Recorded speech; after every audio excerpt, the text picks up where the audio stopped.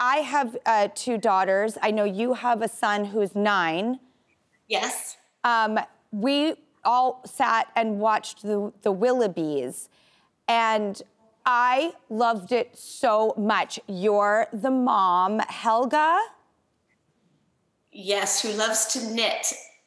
Probably more focused on her knitting than her mothering, which seems to be a trend in some of the roles I've played. But I assure you and everyone that I'm not like that at home. I'm a very full hands-on mom. Well, that was what was so interesting in the research. You're such an involved mom. You love your son so much. You make decisions about your work. You put him first. Your friendships are based a lot in the development of your child. And yeah, the Willoughbys goes there like vacation. They don't hold back.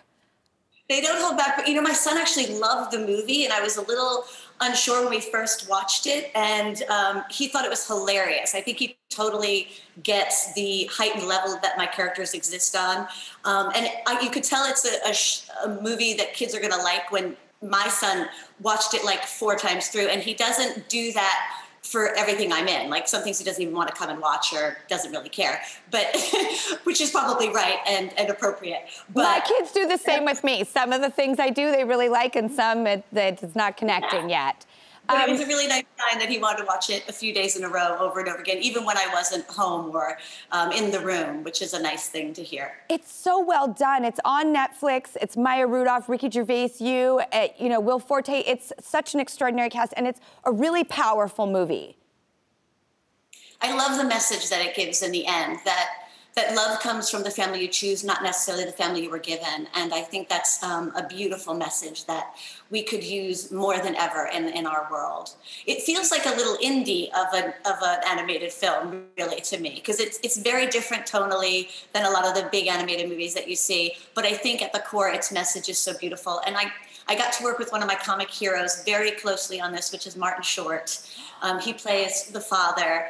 And I feel like every moment that we shared in that movie was inspired by him and his comedy and his daringness, exactly what you're talking about, his willing to go all the way in his comedy with every choice and every line. I think it's extremely elevated, and all families, like, if they haven't already seen it, check it out. It's amazing. Now, you're doing a reboot of Name That Tune, which is such an iconic show, on since 1952. And I love how you had a quote saying that Broadway was the heartbeat of New York City, and that you're also getting to feel that in the musicality of this show you're doing now.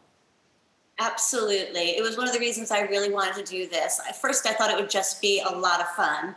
And Name That Tune was a show that I watched growing up in my childhood home and would play along with my very musical family. We'd all be yelling at the TV, trying to guess the song in as few notes as we could against each other, as well as playing along with the contestants, which is something you can still do now. No answers are ever shown during our games. So it's a really fun one that you could play along with. But yeah, I was longing to be in a room with live music and a live audience again, and to feel that buzz that I really only get from live experience, and especially from the Broadway theater. And being New Yorkers, I have really come to feel what a part of New York we're missing by not having the Broadway lights on right now. Yeah. I really do feel that Broadway not only brings obviously so much revenue to New York City, but I do feel like it's part of the heartbeat of New York.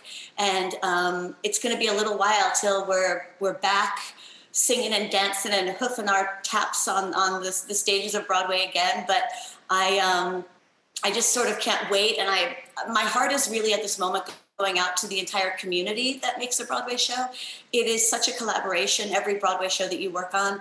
And there are hundreds of people, artisans, creators, people that make the shoes, the hats, the choreography, the everything. I mean, obviously, I think you all know all of this, but there are so many businesses that are losing their studios and artists that are really struggling right now because the Broadway community is not up and running, and they are part of the collaboration that makes a Broadway show. Well, hopefully we're going to be back there soon, and until then, you're going to do this show.